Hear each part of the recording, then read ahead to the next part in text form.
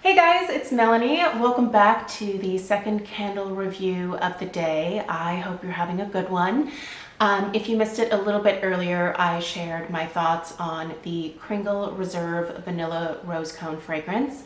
That review will be listed in the description box right below this video here. So if you're interested in checking that out, you can do so if you are so inclined after this video. I will also put a link to where you can find Nest Driftwood and Chamomile, which is the fragrance that we are talking about in this video here. Nest candles are available at a load of different retailers. I personally purchased this one at Sephora during the most recent spring savings event. I was able to get 20% off. I also, by the way, picked up the Himalayan salt and rosewater fragrance as well. So that review will be probably showing up here on my channel this coming weekend. So again, make sure you're subscribed. That way, as soon as that one goes live, it should show up in your subscription feed as well. So, but yeah, Sephora, Ulta also carries the, well, I won't say like too many of the Nest candles, but they do carry a fair amount of the Nest fragrances over there as well. Obviously, the Nest website is always a possibility. So, you know, kind of pick your favorite retailer there. This 8.1 ounce size here, which is considered their classic size, retails for $48. Nest is pretty famous for raising their prices, at least I feel like $1 or $2 almost every single year.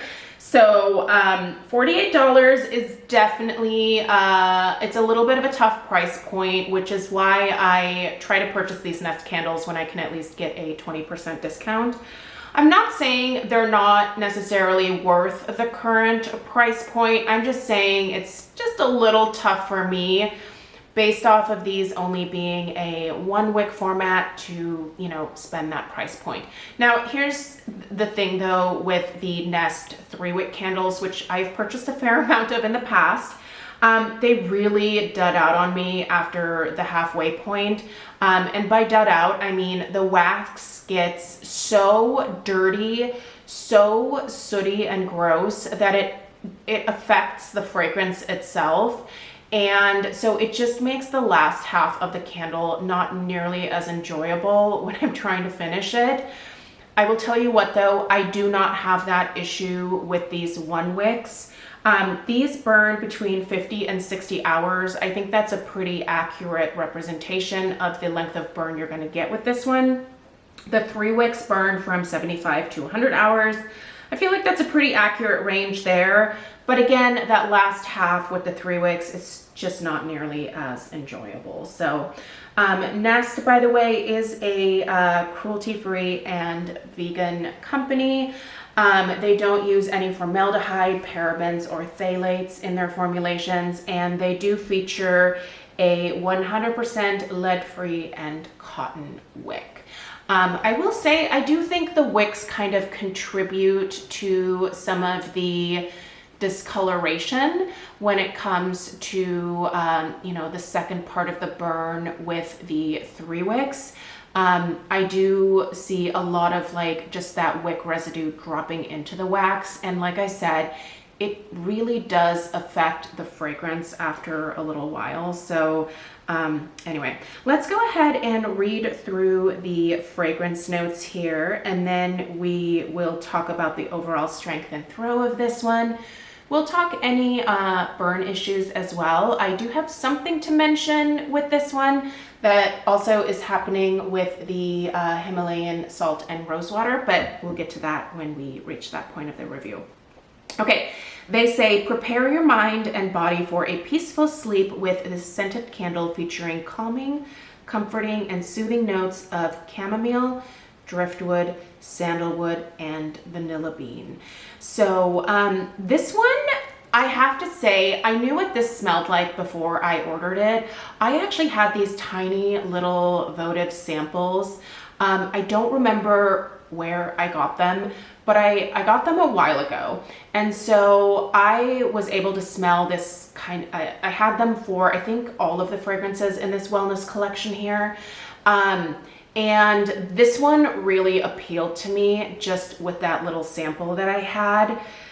And it surprised me because I'm not normally someone who really gravitates towards that driftwood note. Woody scents overall, I can kind of take them or leave them. They're not necessarily something that I seek out, but something about this particular fragrance just really spoke to me. And what I think it was the combination of that really beautiful kind of woody note mixed with essentially a gourmand. And it really works in this particular scent. This is so calming, so soothing. For the most part, I have burned this in our powder room downstairs here, but I've also had this one upstairs in our bedroom, and it is so relaxing and pretty, you guys. So the main fragrance notes that my nose really detects here are definitely the driftwood. Next, I would say it definitely would probably go into the sandalwood and then the vanilla bean and the chamomile. This is what I think almost makes this candle even more special. The addition of that soft, slightly floral chamomile note. Now, it's not in the format of like a chamomile tea type note. It really does smell like a chamomile flower, like a fresh one. And it's so pretty, you guys. It just, again, adds that like soft, slight floral note. But that driftwood and sandalwood is so well done here. It's not overly woody. I don't think that this fragrance leans masculine or feminine per se. I think it's kind of right in the middle of those two. It is just soothing, calming, and relaxing. And the vanilla bean in here, I think, is a really interesting addition.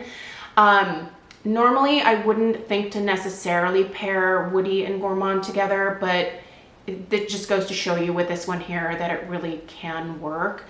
And the vanilla is lovely. I really wish there was like another way for me to explain this fragrance, like if I maybe had something to compare it to. But honestly, I've never smelled anything quite like this one, and I have fallen in love with it. You can see I'm just at the halfway point with this burn here, and I am already planning on repurchasing this one again this next November when Sephora has their fall savings event. I'll definitely be popping another one of these into my cart. What makes this one unique for me is that it is a true year-round fragrance. So we're obviously in the kind of, you know, mid-spring stage right now. It's a great fragrance for the spring. I also see myself enjoying this one throughout the summer, especially, you know, if I kind of limp it along here in the downstairs powder room. But also I see this being so just comforting and cozy in the fall and winter as well. This is a true year-round fragrance, and you guys know I'm a super seasonal burner, so it kind of takes a lot for me to call a fragrance a year-round scent. This is it. I love this. I also like the slight blue hue that you see in the glass here. This actually matches the wall color that I have in a few rooms of the house perfectly. This is actually very similar to the color that you see in the background of my weekly home fragrance roundup videos. By the way, I get lots of questions about that particular blue. So that is Benjamin Moore Wedgwood Gray, but color matched at Sherwin-Williams. That part matters because the base paint from Benjamin Moore and Sherwin-Williams have different like kind of white tints to them to begin with. So it does affect the outcome of the final color. I think the Benjamin Moore version is gorgeous. I really happen to like the slightly brighter pop of kind of blue that the Sherwin-Williams base gave me. But if you are interested in that color, that is what it is. Okay, Strength and Throw, you guys. Now, this is from their wellness collection. So I did not expect this to be one of those fragrances that kind of blows me out of the house. I was expecting something that was soft, but noticeable, and just very enjoyable overall, almost like a relaxing spa type scent, and that's what I get. So the strength and throw of this one wick here falls right around like the 6.5 on a scale of 1 to 10 for me personally. Do keep in mind that I do live in a slightly more open concept style of home. And so that 6 goes both for the powder room, which is a very small room, but also even in our master bedroom. Like, I would definitely put this right around like a 6.5. It's not super powerful or all encompassing, but it is noticeable. It's a beautiful background scent. I'm not even sure that I would pair this with any other fragrances. I think it's just perfect on its own. So if you're looking for a good fragrance to relax with, I would definitely send you towards this one, but it is not going to blow you out of the house. I don't think that's the intention here to begin with. So if that's what you're looking for, I don't know, maybe you want to buy a few of them to place around your home, but I think just this one here is perfect for what it is. In terms of any burn issues, so this is where I am going to mention something, and I actually have the Himalayan salt and rose water right here to just kind of show you what I'm talking about. But do you see how, I'm just going to pop it in a frame here. Do you see how a little bit of that wax is sticking to the sides of the jar there? So this is something that has been happening since the very first burn. And the way that this seems to be kind of playing out for both of these candles is that I don't put them in hurricanes. I just kind of leave them out as is. I think if you put these in a candle sleeve or if you put them in a hurricane, you may not deal with this. But if you don't want to do that, go ahead and just let the wax stay on the side there. Obviously, wait for it to pool out as long as possible. I tend to burn my Nest candles for usually around like 4.5 hours, and then I will extinguish them. But I make sure that I get as close to the edge as possible. Even if it never fully gets there, as long as the candle has been lit around 4.5 hours, I will go ahead and extinguish it. And then I just leave it. I don't scrape anything, I just leave it. And then I make sure on subsequent burns when I go to trim the wicks, because you are gonna get just some very, very slight mushroom tops, as you can see there. It's the exact same thing for the chamomile and driftwood over here. You wanna trim just that little tiny bit off. And while you're at it, take just a little piece of paper towel and then wipe your wicks. I think that that helps with a little bit of that, you know, discoloration that can potentially happen, especially in these one wicks. It doesn't work quite as well with the 3 wicks for me. I still end up getting a lot of discoloration, but if I do it with the 1 wicks, I think it helps. These are cotton wicks, so they're not going to disintegrate on you. Now, don't obviously squeeze, you know, the wick while you're doing this too hard. Just kind of wipe a little bit of that carbon residue off, and then go ahead and light the candle up. Don't trim the wicks too short. That way, as your candle starts to go down further, this wax totally ends up melting, and you can kind of see where it's happening here, where you've got that little bit of like a scallop. With the subsequent burns, the heat from those burns causes that wax to melt and to become part of the wax pool, and it just kind of evens itself out again. So if you're starting to notice some tunneling, I would say that would be the way that I would initially handle it, is to make sure you're not trimming your wicks too short, because as you're going down, you could potentially drown your wick once, you know, that wax starts to incorporate into the overall wax pool. So just be careful. That's my only piece of advice. But these have been burning great. You can see that there's no discoloration or anything like that. I will give you an overhead shot here just really quickly so that you can see what it looks like from the top. Do know that I did just light this one right before filming this video, so it hasn't even completely pooled out. But you'll be able to see the color of the wax overall and just see that there's like no discoloration on the side of the jar or anything. So let's go ahead and take you guys in for an overhead shot.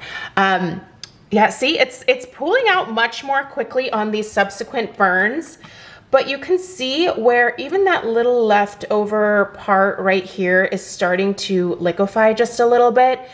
And that's because I left this wick long enough to create enough heat to be able to get this to like move down as the wax starts to dissipate. But yeah, I'm really pleased with how this one is doing. The wax is a very, very pale blue.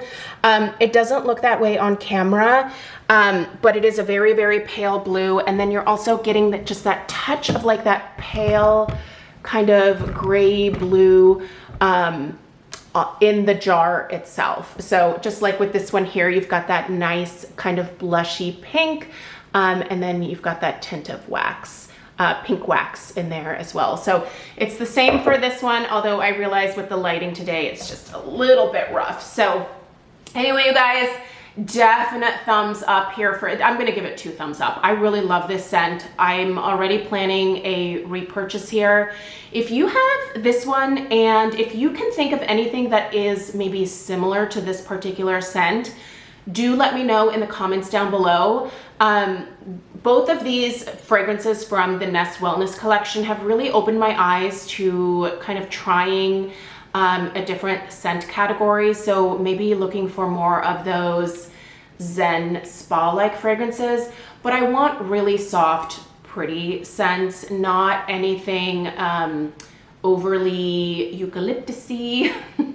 I don't love eucalyptus. I don't really like a whole lot of lavender. I'm pretty open to most floral notes. The woody notes, apparently I'm starting to get into them just a little bit here. So yeah, if you have any suggestions, definitely let me know. But if you are at all interested in this one, I cannot recommend it enough to you, and I would highly suggest picking it up. Again, I'll have it linked in the description box down below. Let me know your thoughts in the comments, and of course, leave your suggestions down there as well.